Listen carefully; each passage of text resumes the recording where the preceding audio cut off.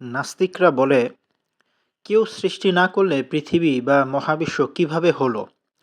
তখন এই প্রশ্নটা আসে একটি নির্দিষ্ট দৃষ্টিভঙ্গি থেকে। সেই দৃষ্টিভঙ্গি হলো আমরা বস্তু ম্যাটার এবং গতি মোশনকে আলাদা জিনিস মনে করি। আমরা ভাবি বস্তু আলাদা আর গতি আলাদা, কিন্তু বাস্তবে বস্তু আর গতি আলাদা নয়। বস্তু থাকলেই গতি থাকবে আর গতি বস্তু থেকেই আসে। তাই গতি শুরু করলো কে বা মহাবিশ্ব সৃষ্টি করলো কে, এই প্রশ্নগুলো ভুলভাবে করা প্রশ্ন। মহাবিশ্বের গতি চিরন্তন সবসময় ছিল, তাই এর জন্য আলাদা কোনো সৃষ্টিকর্তা ধরে নেওয়ার দরকার নেই। There is no god but eternal motion, মানে স্রষ্টা বলতে কিছুই নেই, বরং চিরন্তন গতিই সব কিছুর মূল। মহাবিশ্বের গতি চিরকাল থেকে আছে, তাই আলাদা কোনো সৃষ্টিকর্তার দরকার নেই। তারা যেভাবে বোঝায় আমি হুবাহু সেভাবেই আপনাদের সামনে তুলে ধরলাম।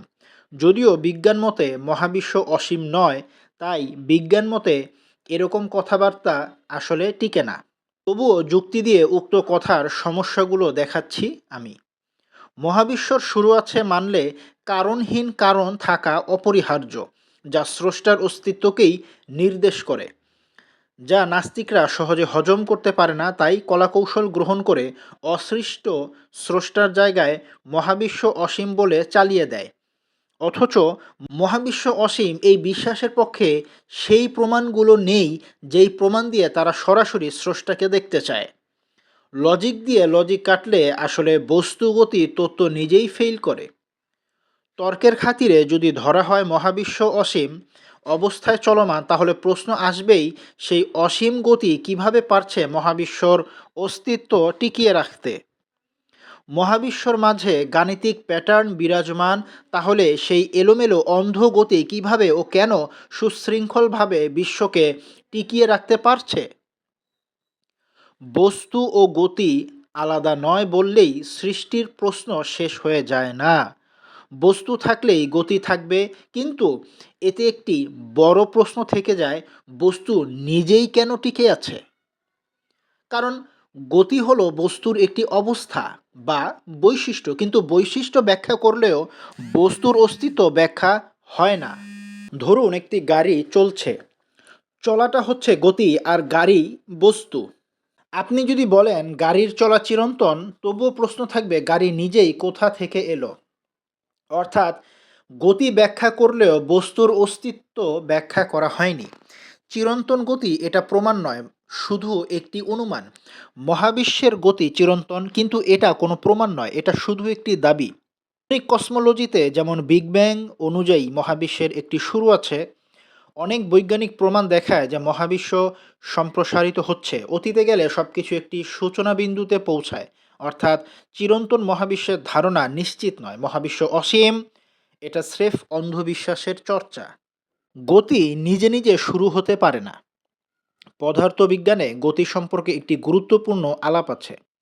নিউটনস এর ফার্স্ট ল অফ মোশন অনুযায়ী কোনো বস্তু স্থির থাকলে বাইরের বল ছাড়া চলা শুরু করবে না।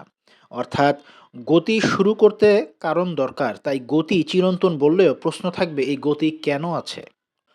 মহাবিশ্ব কেউ সৃষ্টি না করলে আপনি কিভাবে সৃষ্টি হবে, প্রশ্নটি খুবই গুরুত্বপূর্ণ ও যৌক্তিক।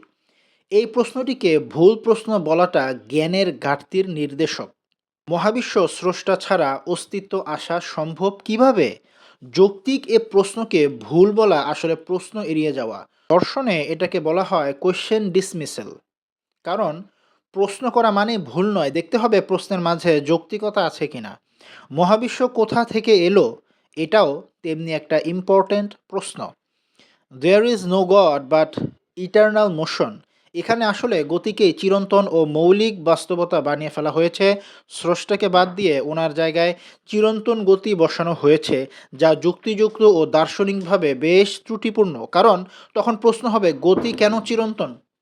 সৃষ্টি মহাবিশ্বকে অসীম বিশ্বাস করতে নাস্তিকদের অসুবিধা হয় না, অথচ মহাবিশ্বর স্রষ্টার অপরিহার্য সত্যিকে অসীম মানতে তারা কত বাহানা করে। নাস্তিক্য ধর্মের কেন্দ্রীয় বিশ্বাস নির্ভর করে বিশ্বাসের ওপর, তাই আমাদেরকে বেশি করে যুক্তিযুক্ত প্রশ্ন বেশি করে করতে হবে। তখন প্রশ্ন করার অপরাধে আমাদের মুমিনদেরকে মুক্ত চিন্তায় কোপানো হবে নাকি, সেটাই ভয়ের ব্যাপার।